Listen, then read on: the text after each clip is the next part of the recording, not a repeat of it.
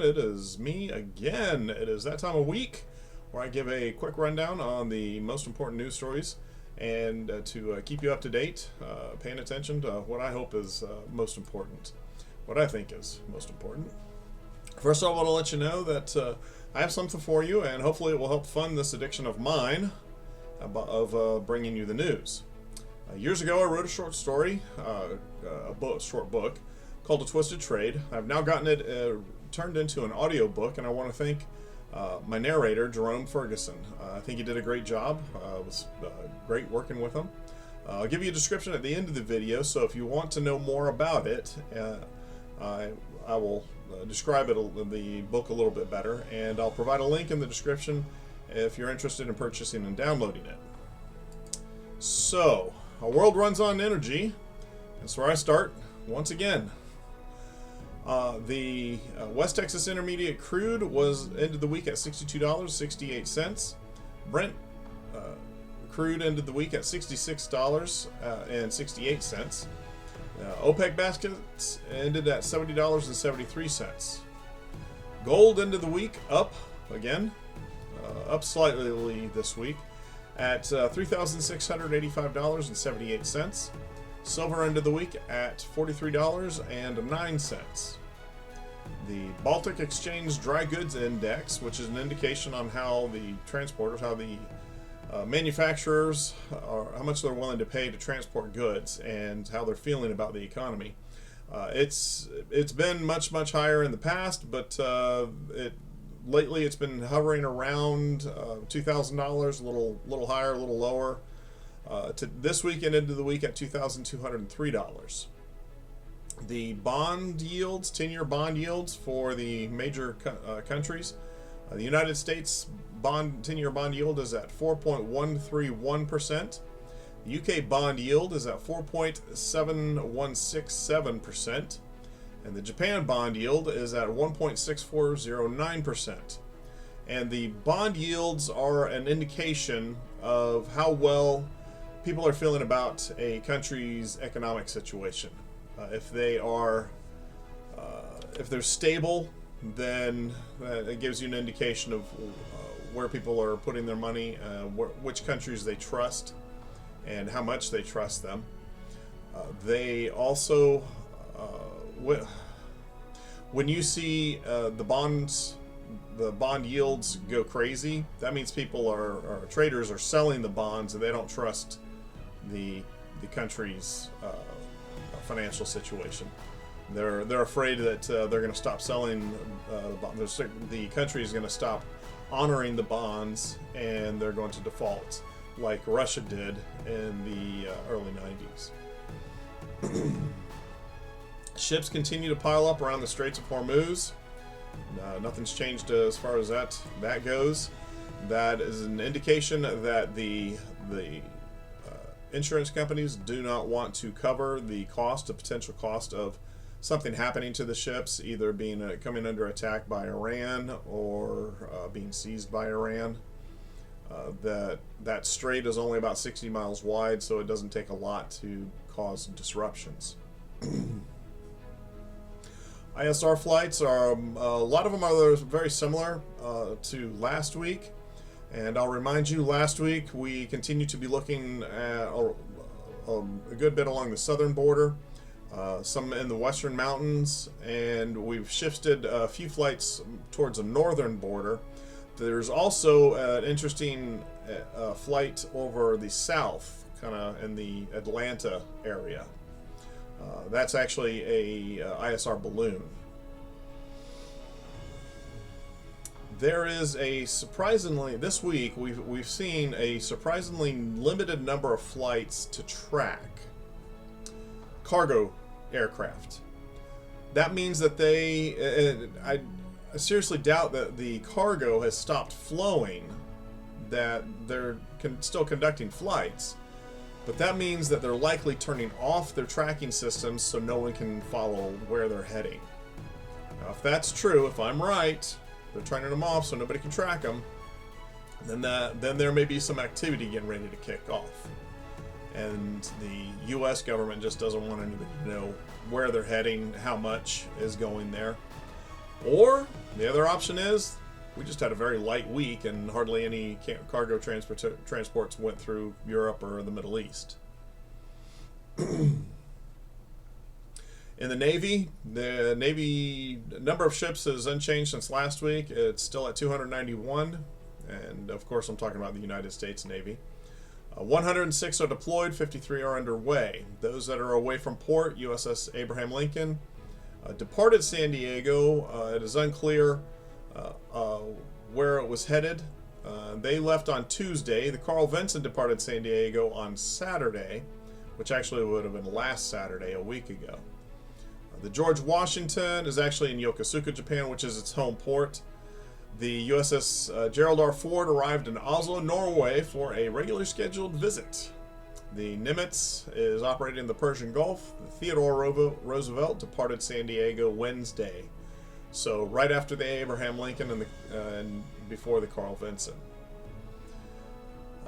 Let's see, the Tripoli is in Sasebo, Japan. The Iwo Jima is off the waters of Venezuela. The USS America departed Pearl Harbor. The Boxer is conducting routine operations off California. Now, routine operations, that's kind of interesting because that could include quite a few things. And they may be involved in tracking the cartels. We're not really sure. They have the equipment to do that. So this week, there were 2 new strikes on drug boats off of the coast of Venezuela. So the Iwo Jima and the task force that is down there, they hit a couple of small boats, and I believe this week the number of casualties was they estimated at 14. Which I guess that's why they're down there. So they're doing what they have stated that they're going to do, which is interdict drugs. Now, of course, they're not going to let us know. They're not going to give us access to the ISR to show us how they know it's coming from they're running drugs. But we'll just have to trust them at the moment. The European markets. The DAX ended the week at 23,639.41. The FTSE 100 ended the week at 9,225.54. The CAC 50 ended the week at 7,862.87. And the IBEX 35 ended the week at 15,260.70.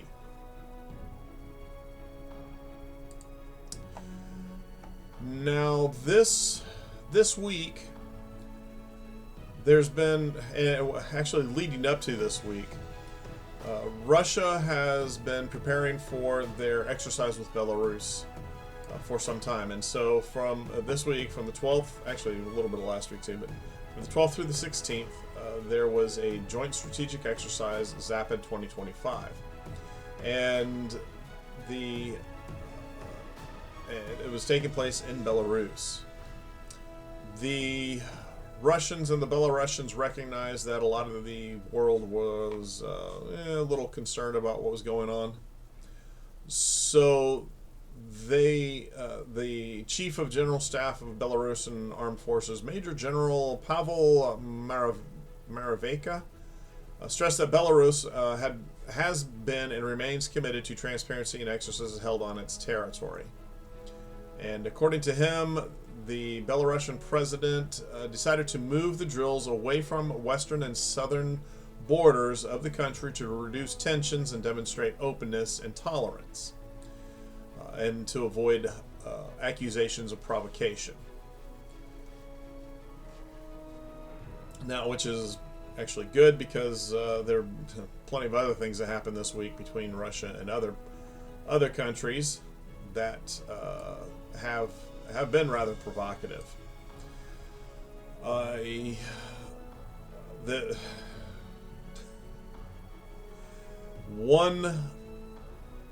of those things was a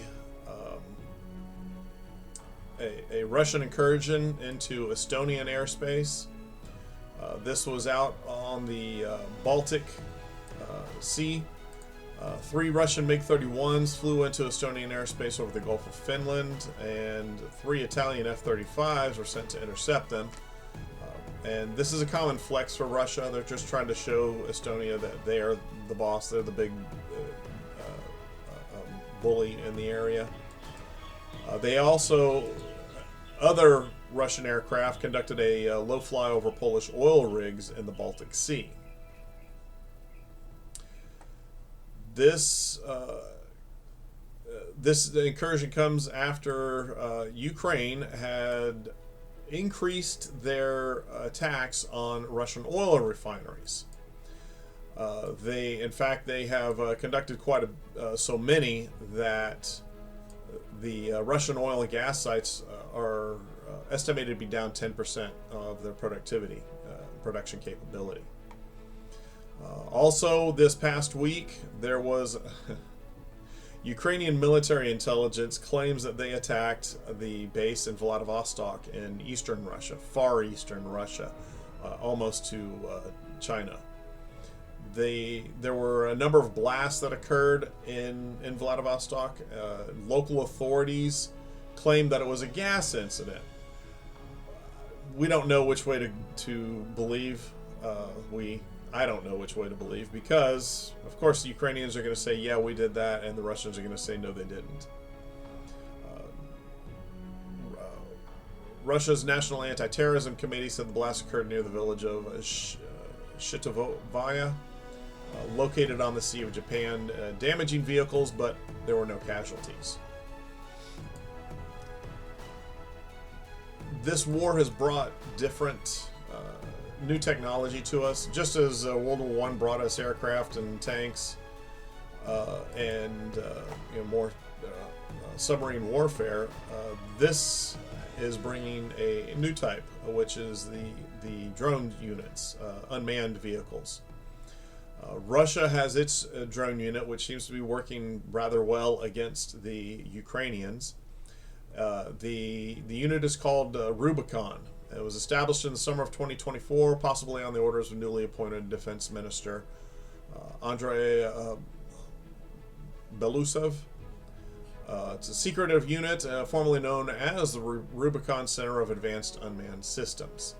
And although it's not on the Russian legal database, its affiliations are rather unclear. Because it's not on the legal database, the associations are unclear.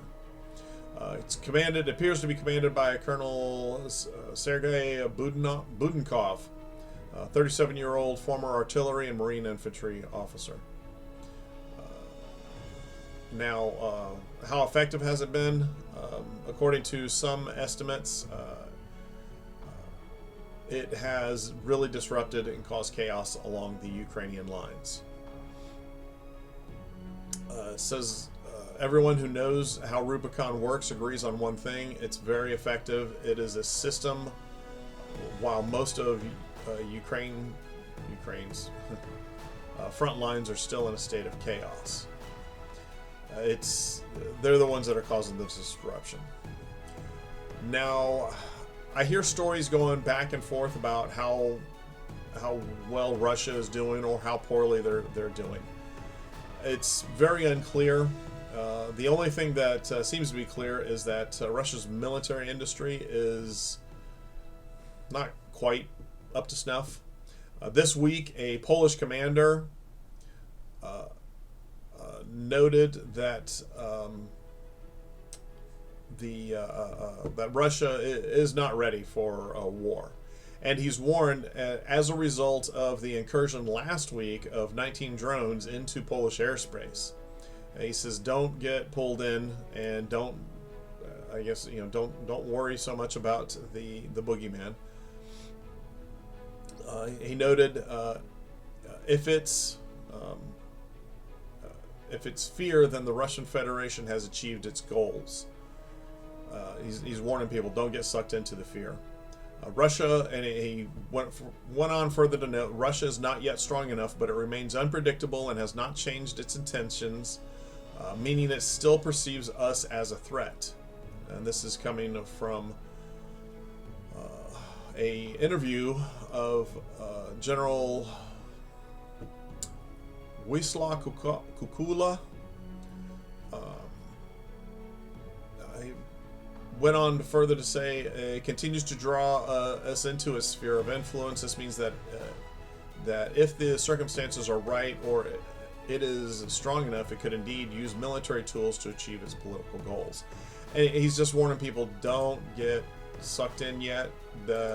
Russia is not prepared to launch an attack against NATO, which is good for NATO because I'm not sure that NATO is prepared to repel an attack from Russia. I think it will be disastrous for both sides. Of course, then again, war usually is pretty disastrous for everybody involved.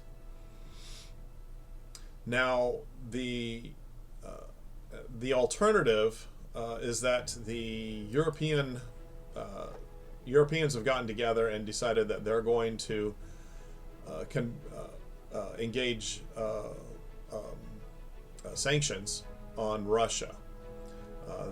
However, on Monday this past week, they prepared a package of these sanctions, but none of them could agree on everything they needed to do, and so they tabled that plan and said, we will come up with a plan on Friday.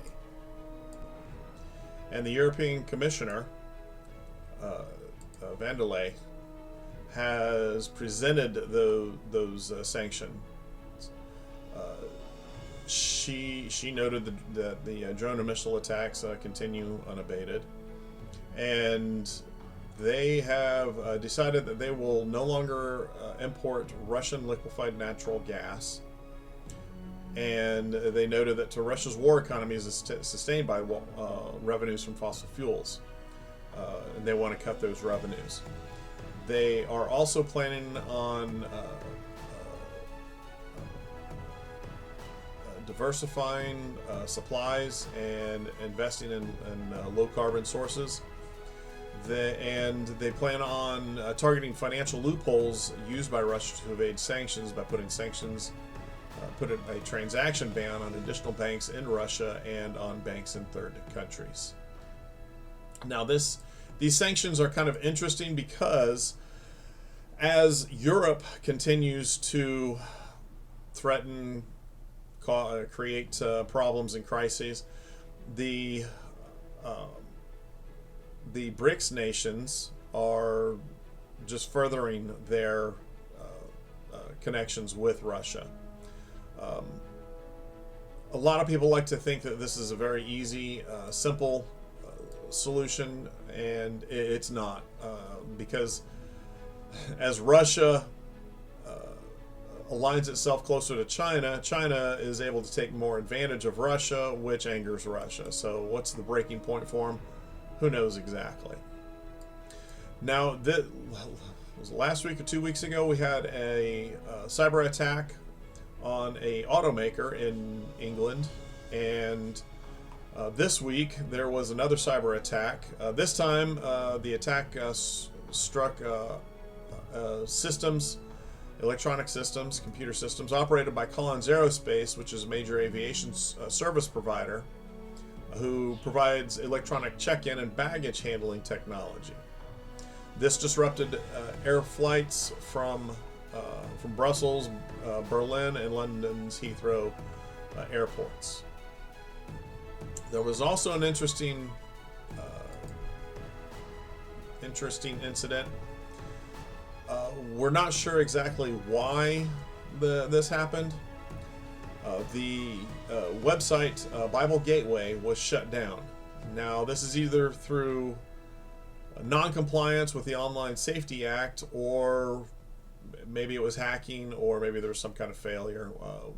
Still unclear, but a lot of the customers have noted the outage. If it is a result of the Online Safety Act, this would be kind of an escalation and a limitation of free speech in Europe, which unfortunately they seem to be embracing these days.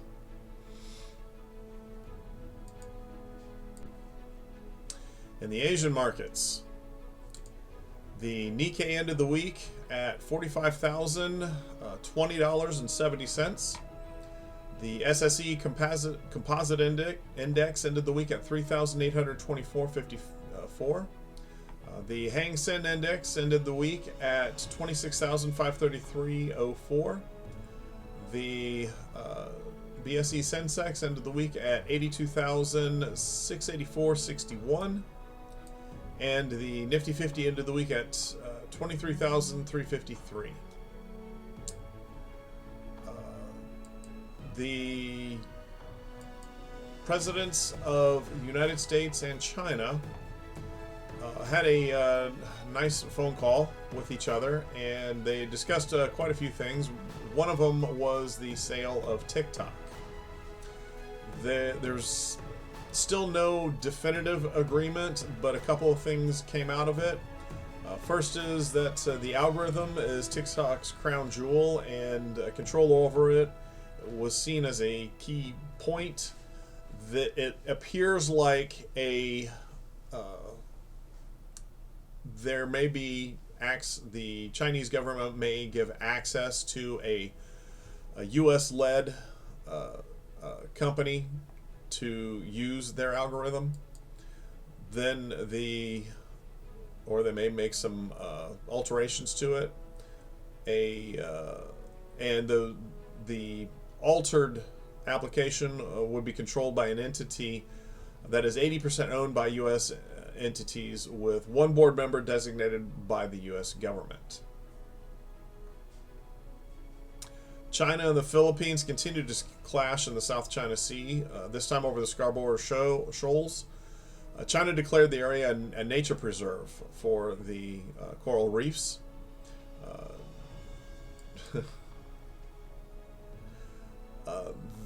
This week, China's Coast Guard accused a Philippine ship of deliberately ramming one of its vessels on Tuesday near the disputed shoals. Of course, Philippines denied it, saying Chinese forces used powerful water cannons, damaged its ship, injuring a crew member.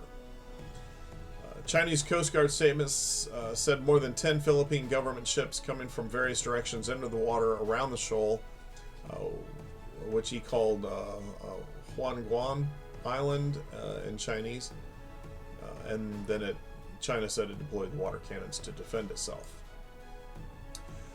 Still in China, a measure of its economic power, its youth unemployment. The youth unemployment rate rose to 18.9% in August. China's youth jobless problem grew so big they ended tracking it back in June of 2023. And they stopped tracking it for about 5 months until they could change the way they count youth unemployment. So now it's back up 1% since last month in July, or I guess 2 months ago. In the Middle East, Qatar expressed its displeasure with Secretary of State Marco Rubio.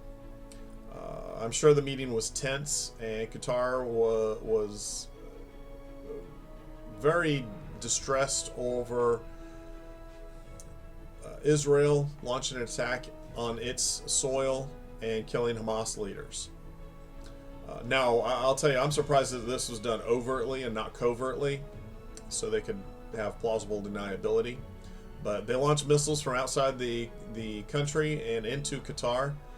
The U.S. president claims he was not forewarned. However, U.S. defense systems are sitting in Doha and should have warned everyone about an incoming strike.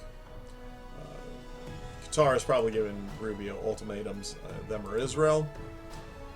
Now Qatar is also suggesting a Gulf Security Alliance with its neighbors and friends through the Gulf Cooperation Council to protect against such aggression. In the run-up to the activities, the short war between Israel and Iran, it's been reported that the Mossad deployed 100 foreign agents into Iran at the start of June to begin the war. They were tasked with destroying many of Iran's missile launchers and air defense systems at the start of the war.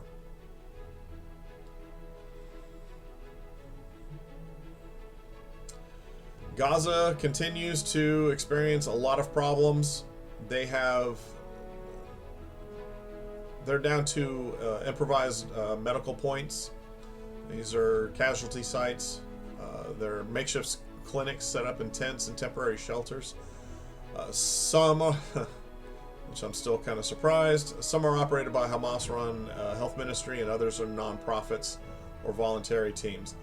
Many of these are running very short on basic equipment and supplies, severe shortage of medicines, equipment, and trained staff.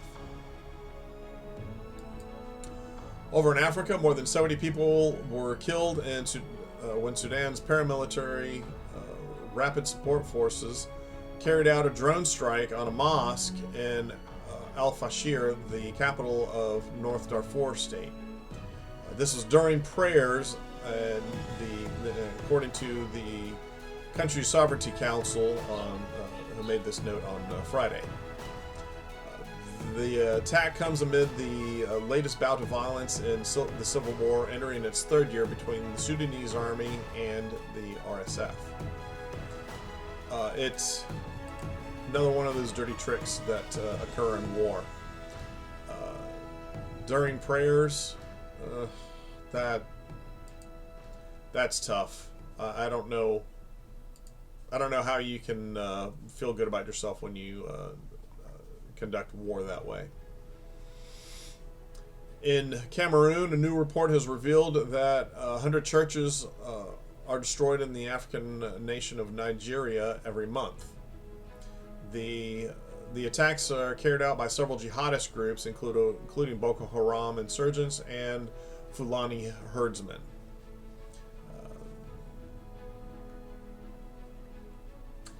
In the Americas, the Dow Jones Industrial Average ended the week at 46,363.69.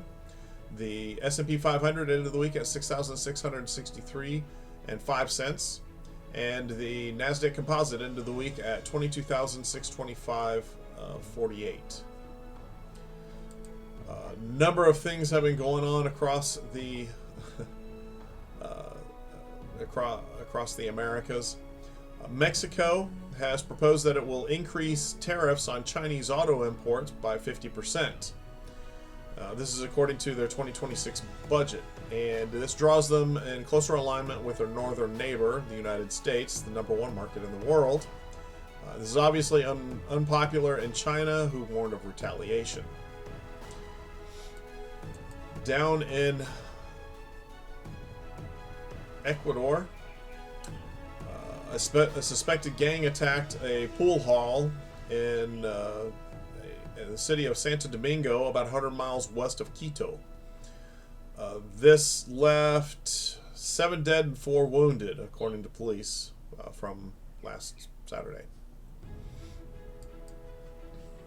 In the United States, the Federal Reserve cut their prime lending rate a full quarter point down to 4.25%. And this was after a lengthy pause on September 17th, so a few days ago, announced a quarter rate point on the benchmark interest rate. Economists say that this is likely the first in a series of reductions that should make borrowing more accessible to consumers. However, the Feds only have the ability to cut their prime rate, and that usually trickles out into the rest of the market, but there are a number of forces that act upon it, so it may not be immediate, and it may not be as strong as the president and the administration want it to be. Now, in the ongoing saga of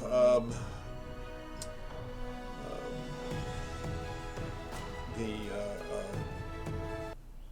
child sex trafficker,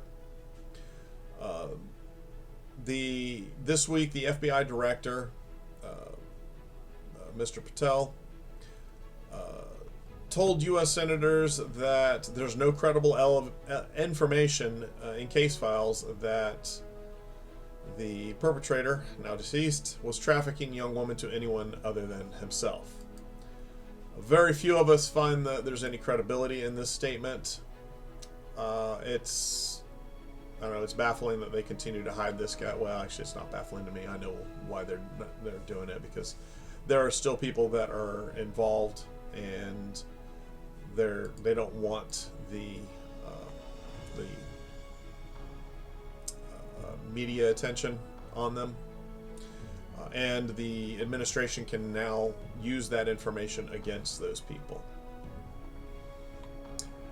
Vancouver surpasses all other major American cities, where the average price for a detached home often exceeds $1.4 million, up from $250,000 in 2000.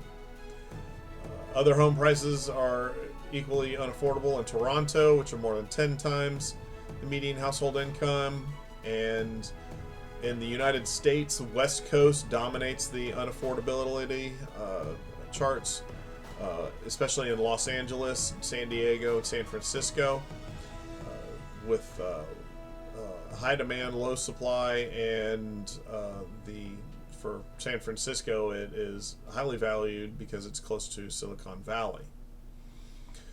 Falling near the middle of the pack is Miami, where home prices are only 6.4 times median household income.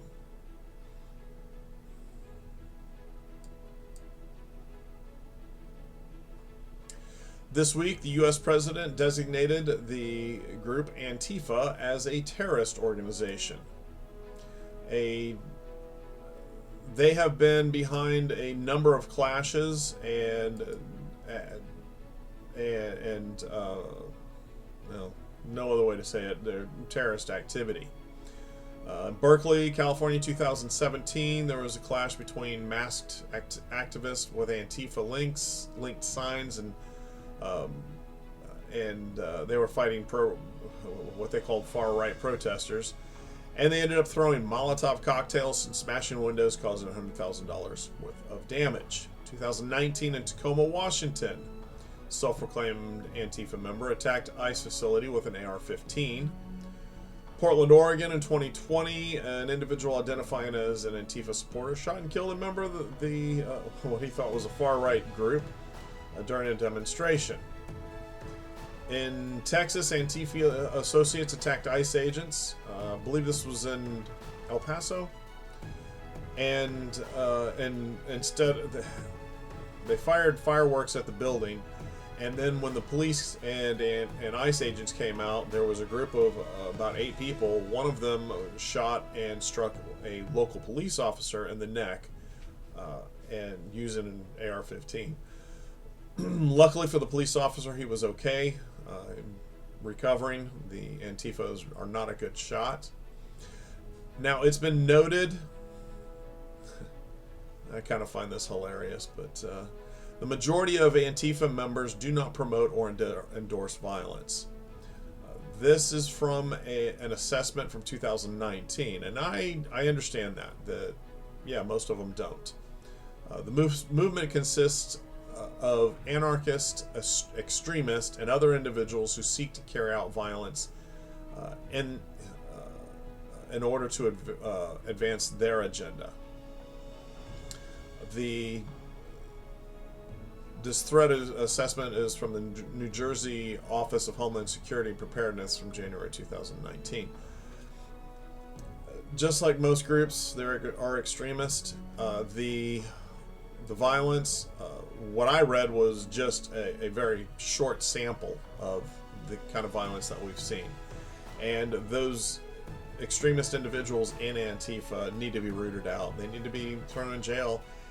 And whoever is funding these things, they need to go to jail too. That's where we really need to work on the issue.